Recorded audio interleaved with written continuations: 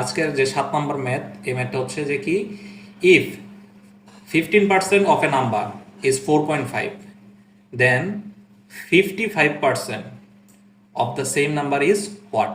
অর্থাৎ কোনো সংখ্যা মানে কোনো নাম্বারের 15% হচ্ছে 4.5, তাহলে ওই সংখ্যার 55% ইকুয়ালস টু হোয়াট? অর্থাৎ কোন সংখ্যার 15% হচ্ছে 4.5, মানে একটা সংখ্যার 15% হচ্ছে 4.5, তাহলে 1% কত হবে? 4.5/15। তাহলে আমার চাইছে হচ্ছে 55% ইকুয়াল টু হোয়াট? তাহলে 55% ইকুয়াল টু হচ্ছে 4.5 ইন্টু 55/15।